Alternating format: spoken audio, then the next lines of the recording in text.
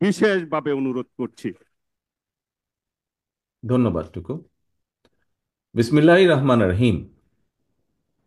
আজকের এই পবিত্র ইফতার মাহফিলে উপস্থিত দেশের সম্মানিত বিশিষ্ট নাগরিকগণ, বিভিন্ন শ্রেণী পেশার প্রতিনিধি এবং পেশাজীবী নেতৃবৃন্দ, ওলেমা মাশায়েখ, বাংলাদেশ জাতীয়তাবাদী দল বিএনপির স্থায়ী কমিটির সম্মানিত নেতৃবৃন্দ, উপস্থিত সম্মানিত সভাপতি এবং উপস্থিত সকল সম্মানিত অতিথিবৃন্দ, আসসালামু আলাইকুম। বিএনপির আমন্ত্রণে আপনারা এই ইফতার মাহফিলে অংশ নিয়েছেন। আপনাদেরকে জানাই দলের পক্ষ থেকে আন্তরিক শুভেচ্ছা এবং পবিত্র রামাদানের শুভেচ্ছা। রামাদানুল মোবারক। সম্মানিত উপস্থিতিবৃন্দ, আত্মশুদ্ধি এবং আত্মগঠনের মাস পবিত্র রামাদান। ইফতার মাহফিলকে উপলক্ষ করে বিভিন্ন শ্রেণী পেশার মানুষের এই সম্মেলন, এটি স্রেফ বোধহয় শুধুমাত্র একটি সামাজিকতাই নয়, এ ধরনের গ্যাদারিংয়ে নিজেদের মধ্যে পারস্পরিক সৌহার্দ্য, সম্প্রীতি বৃদ্ধি এবং ঐক্যের বার্তাও বহন করে। এ ধরনের একটি গ্যাদারিংয়ের মাধ্যমে ইসলামের সামাজিক, সাংস্কৃতিক এবং মানবিক সৌন্দর্যের দিকগুলো মানব সমাজে পরিস্ফুটিত হয়ে ওঠে।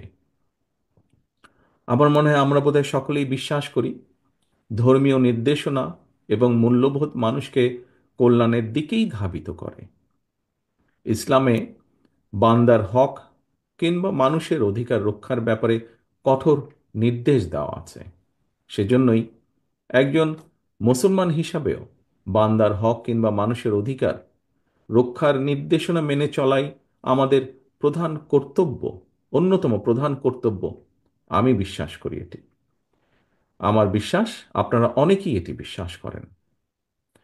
ইসলামের সামাজিক, সাংস্কৃতিক মূল্যবোধ, মানবিক অধিকার এবং সৌন্দর্যের দিকগুলো যদি আমরা আমাদের প্রতিদিনের কার্যক্রমের মধ্যে দিয়ে প্রতিফলিত করতে পারি, তাহলে অবশ্যই ধর্মের অপব্যাখ্যাকারীরা সমাজে নিশ্চয়ই বিভ্রান্তি ছড়াতে সক্ষম হবে না। সম্মানিত আমন্ত্রিত অতিথিবৃন্দ, দেশের সম্মানিত নাগরিকবৃন্দ, এবার আমি একটু ভিন্ন প্রসঙ্গে আপনাদের সামনে কয়েকটি কথা বলতে চাই। বিশ্বের গণতান্ত্রিক রাজনৈতিক বিধি ব্যবস্থায় শেষ পর্যন্ত রাজনীতিবিদদের হাতেই রাষ্ট্র পরিচালনার ভার বর্তায়।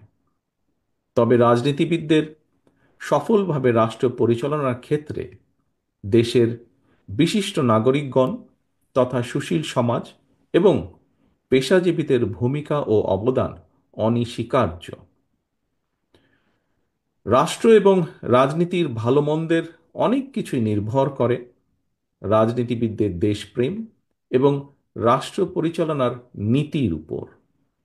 এক্ষেত্রে রাষ্ট্র ও সমাজে বিশিষ্ট নাগরিক এবং পেশাজীবীদের ভূমিকা যত বেশি কার্যকর থাকে, রাজনৈতিক সরকারও তত বেশি দায়িত্বশীল এবং শক্তিশালী হয়। রাজনীতি আদৌ একটি পেশা কিনা, এ নিয়ে বিতর্ক রয়েছে। তবে রাজনীতিকে যদি একটি সুসংগঠিত কিংবা সুসংবদ্ধ ঘরের ছাদের সঙ্গে আমরা তুলনা করি, তাহলে খুব সম্ভবত সিভিল সোসাইটি এবং পেশাজীবীগণ হচ্ছেন সেই ঘরের খুঁটি বা পিলার।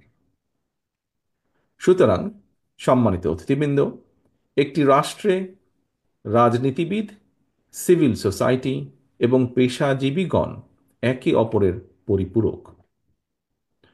রাষ্ট্রে সিভিল সোসাইটি এবং পেশাজীবীদের ভূমিকা দুর্বল থাকলে যেমন সুস্থ ও সবল রাজনীতি আশা করা যায় না, একইভাবে দেশের রাজনীতি রুগ্ন হলে সিভিল সোসাইটি এবং পেশাজীবীরাও যথাযোগ্য দায়িত্ব, কর্তব্য এবং ভূমিকা পালনে সক্ষম হন না। দীর্ঘ দেড় দশকের ফ্যাসিবাদী শাসনকাল খুব সম্ভবত এরই সবচেয়ে বড় প্রমাণ। আমরা দেখেছি পলাতক স্বৈরাচারের শাসনকালে সিভিল সোসাইটি এবং পেশাজীবীদের একটি উল্লেখযোগ্য অংশ সেই ফ্যাসিবাদ বা স্বৈরাচারের সক্রিয় সহযোগী হিসাবে আবির্ভূত হয়েছিল।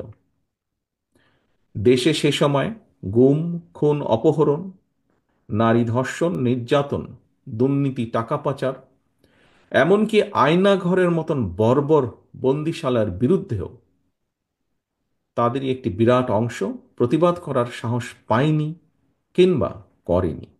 বরং আমরা দেখেছি উল্টো তাদেরকে ফ্যাসিবাদের পক্ষে অপকর্মের জাস্টিফাই করে নতুন ন্যারেটিভ বা বয়ান তৈরি করতে।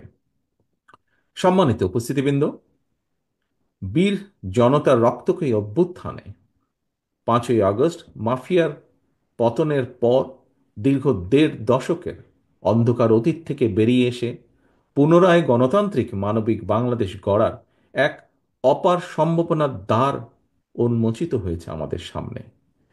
যে কথাটি এখানে কয়েকজন বক্তাও তাদের বক্তব্যে এরই ভিতরে উপস্থাপন করেছেন।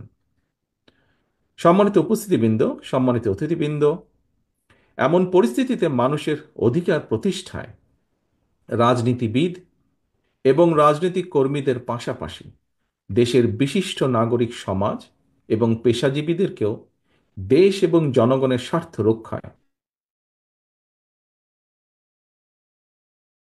সুযোগ তৈরি হয়েছে।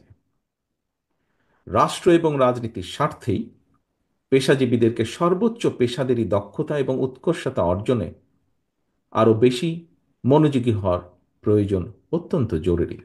অপরদিকে পেশাজীবীরা যাতে যার যার পেশার সক্রিয় মর্যাদা রক্ষা করে রাষ্ট্র এবং সমাজে সর্বোচ্চ অবদান রাখতে পারেন, রাজনৈতিক সরকারের কর্তব্য হচ্ছে রাষ্ট্রে তেমন পরিবেশ নিশ্চিত করা।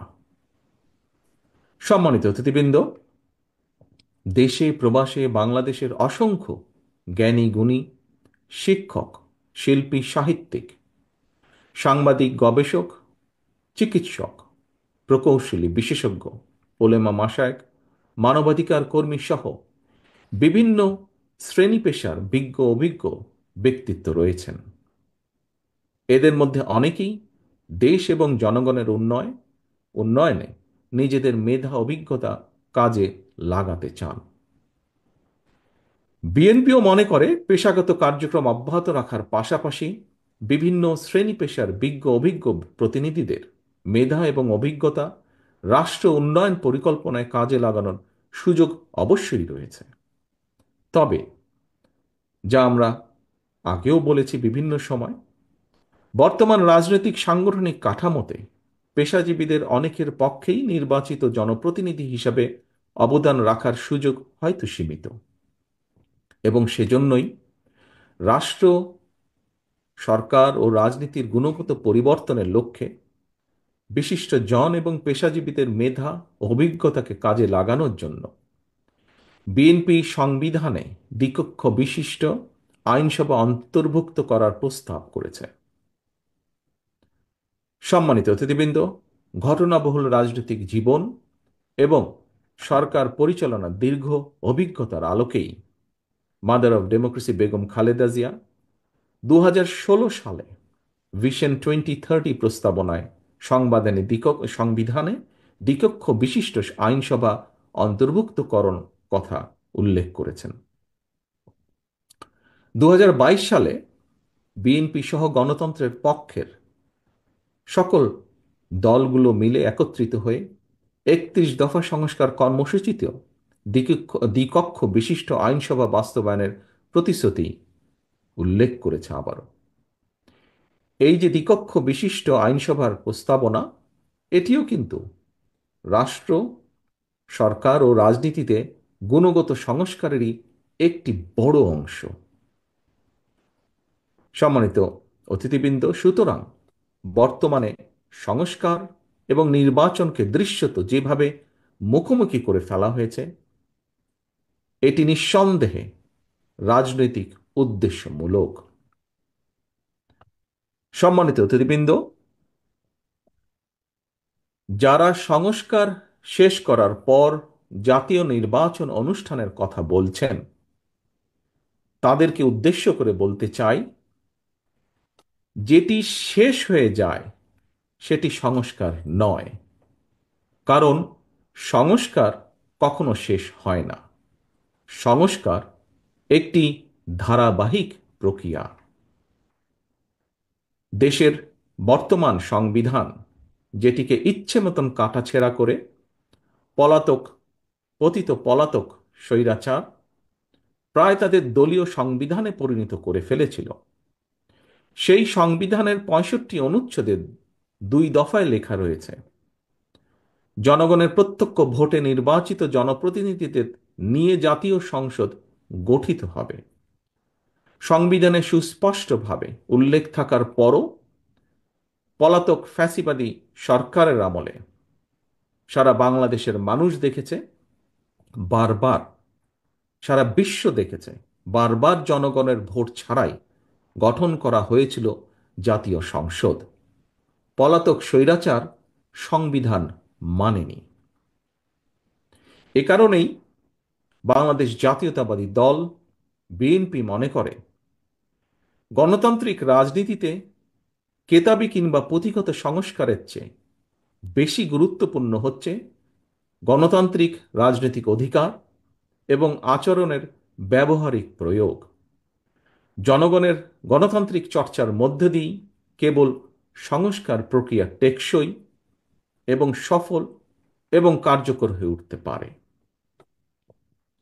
সম্মানিত অতিথিবৃন্দ, দেশের রাজনৈতিক অঙ্গনে গৌণ ইস্যুকে মুখ্য ইস্যু বানাতে গিয়ে নিজেদের অজান্তেই ফ্যাসিবাদ বিরোধী জাতীয় ঐক্যের মধ্যে সংশয় সন্দেহের জন্ম দেওয়া হয়েছে বা হচ্ছে। আমি অন্তর্বর্তীকালীন সরকারের দৃষ্টি আকর্ষণ করে আবারও বলতে চাই, সরকারের এমন কোনো পদক্ষেপ নেওয়া উচিত হবে না যাতে রাষ্ট্র এবং রাজনীতিতে পলাতক স্বৈরাচারের দোসররা পুনর্বাসিত হওয়ার সুযোগ পায়। পতিত স্বৈরাচারের দোসরদের হাতে এখনো রাষ্ট্র থেকে লুণ্ঠন করা, জনগণের পকেট থেকে লুণ্ঠন করা হাজারো হাজার কোটি টাকা রয়ে গিয়েছে।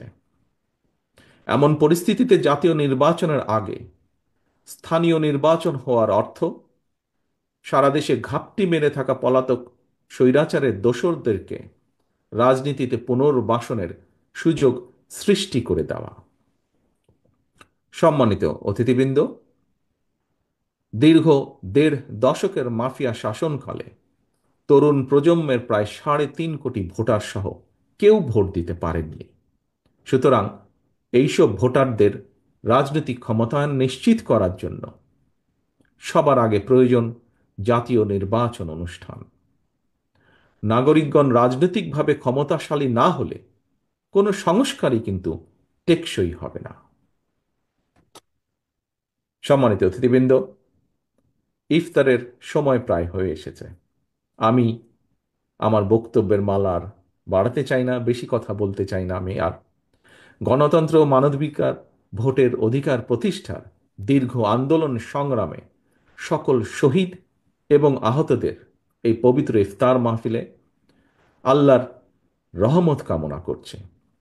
পবিত্র ইফতার মাহফিলে আপনারা কষ্ট করে অংশগ্রহণ করেছেন আমাদের এই আজকের ইফতার মাহফিলে, তার জন্য আবারও আপনাদের সকলকে দলের পক্ষ থেকে আন্তরিকভাবে ধন্যবাদ জানাচ্ছি। আল্লাহ হাফেজ। বাংলাদেশ জিন্দাবাদ। বাংলাদেশ জাতীয়তাবাদী দল জিন্দাবাদ।